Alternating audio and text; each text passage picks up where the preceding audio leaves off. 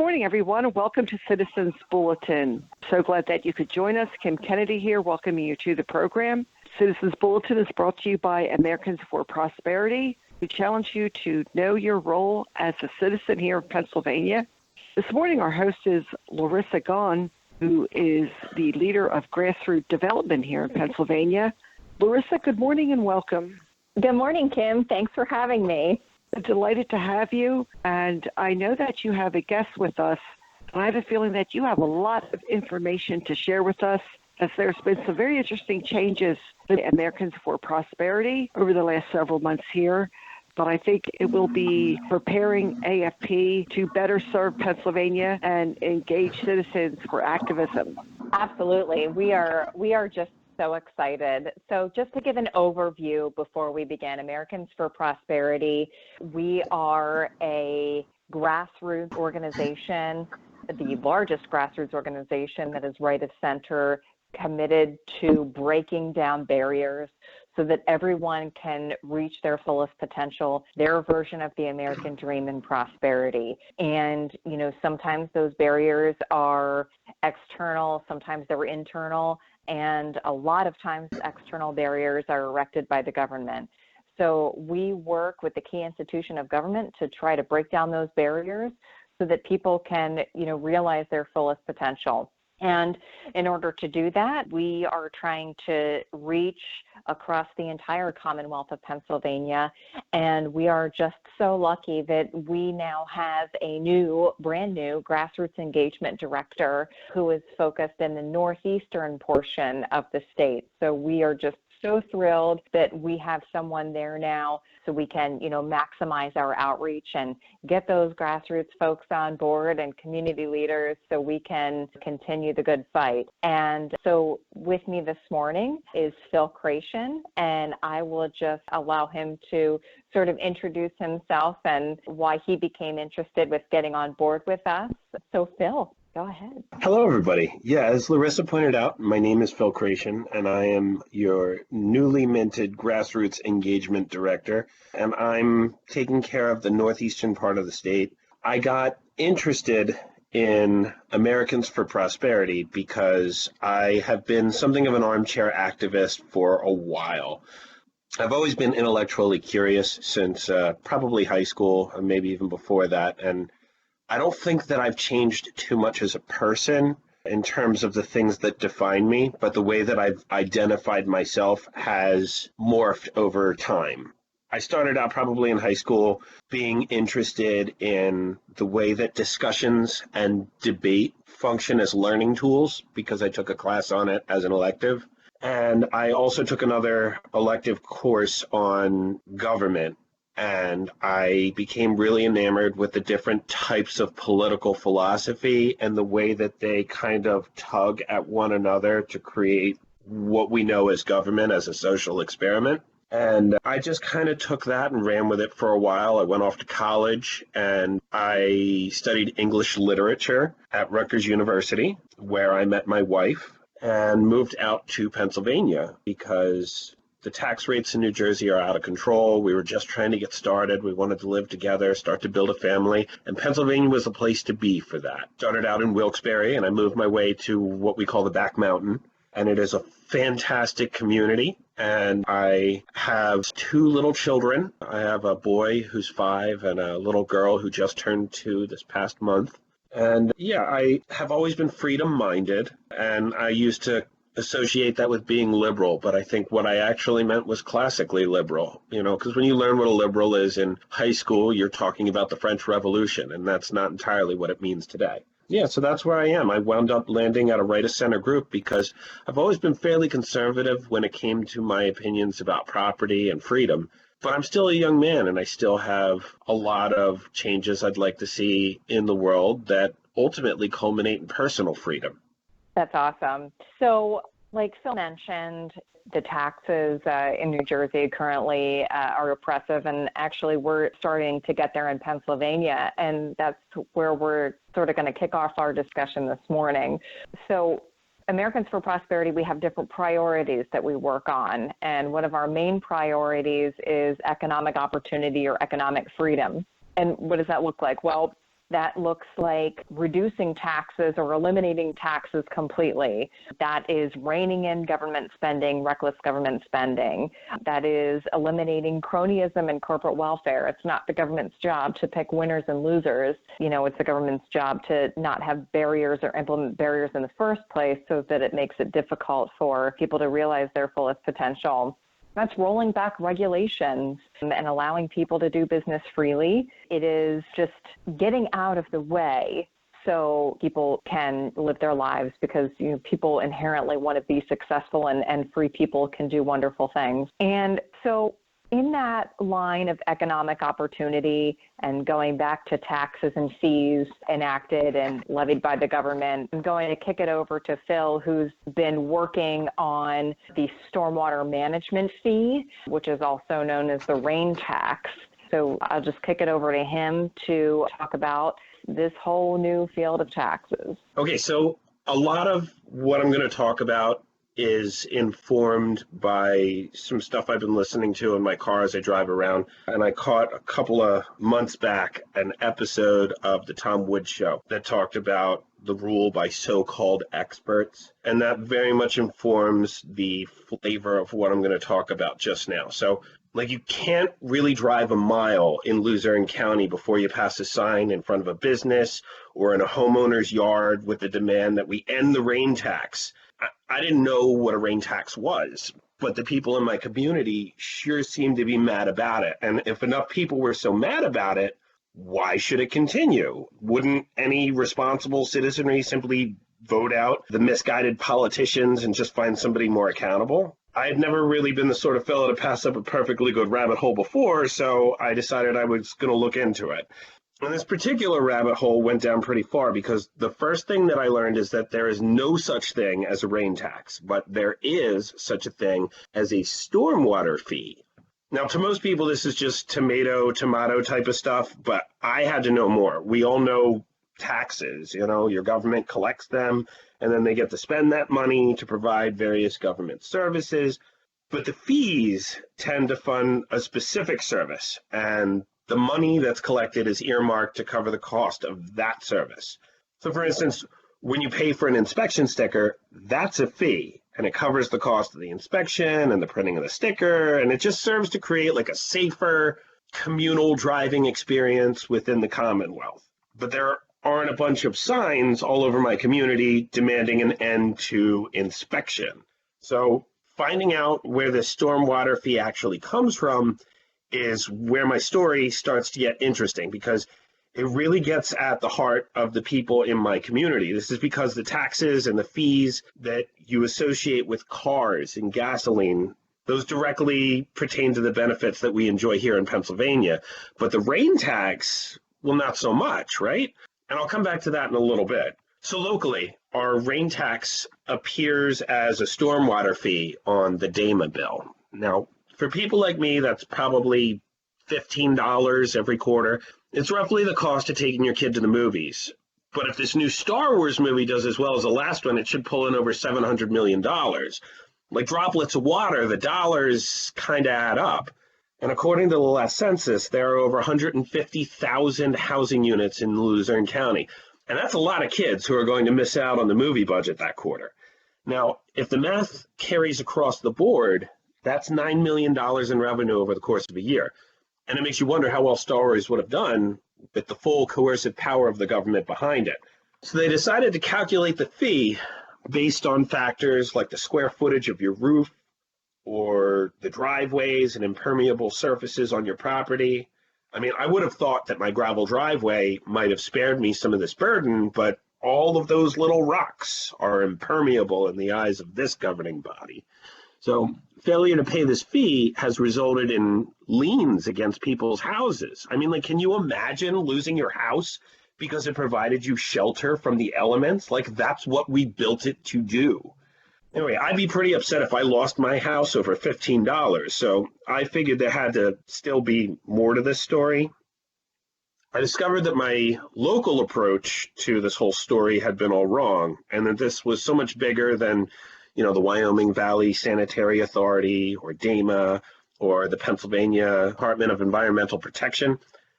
So this is really where I started to get into the weeds of this whole thing.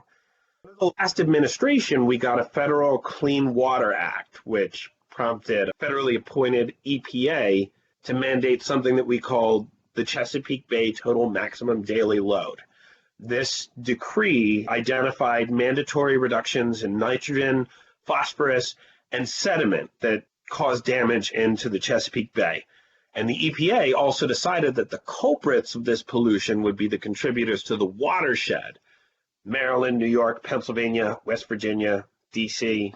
So this is to say that only those who enjoy the bay derive the benefit.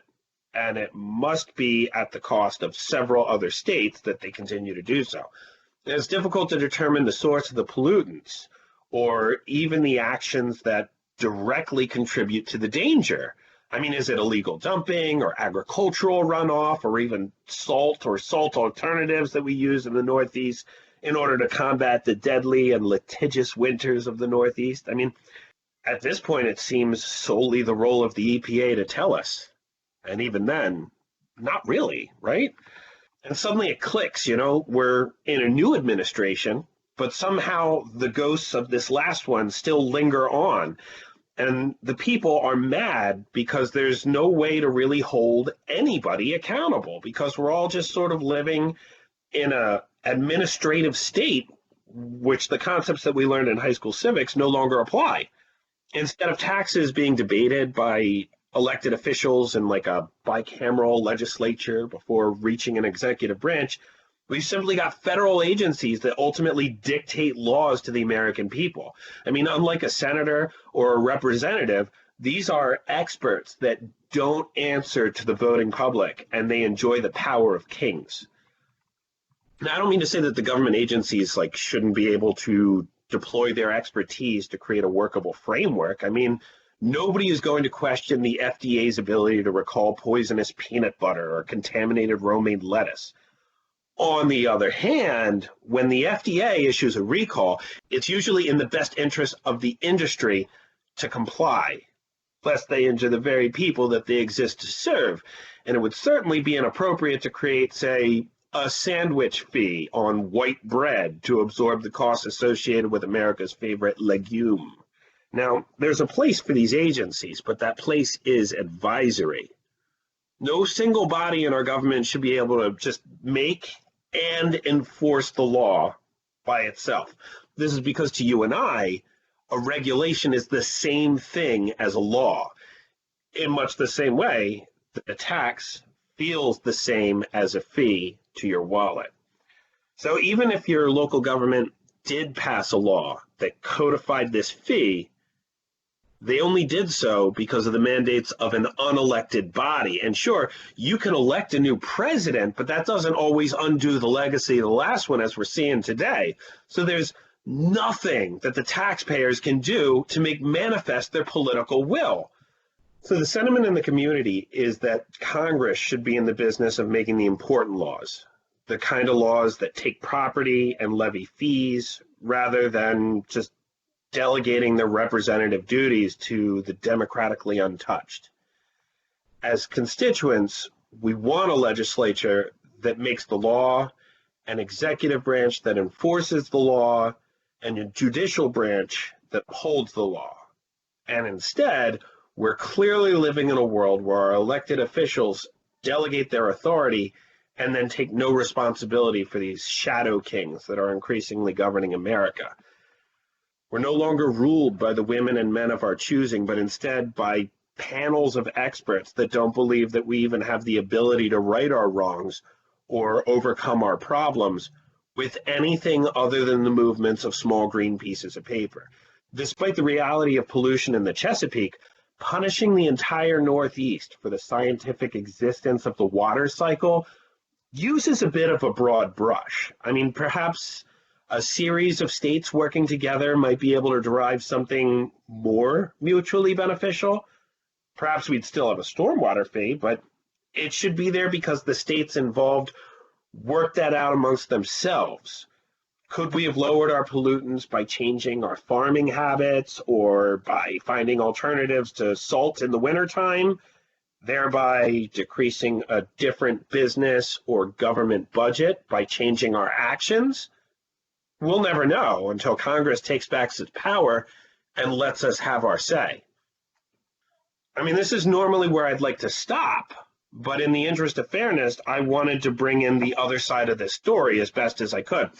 So I tried to look as much of this stuff up online as possible, but I couldn't find anything that looked like actual action for this added revenue. I mean, like, there's this vague notion that some kind of infrastructure is going to be in place to clean up all the runoff that falls from the sky, but I can't find anything even approaching an itemized list. As Pennsylvanians, we've been burned by the misappropriation of funds before, like the time that they took the turnpike money that they earmarked for the repair of our roads and instead used it to fund the state police.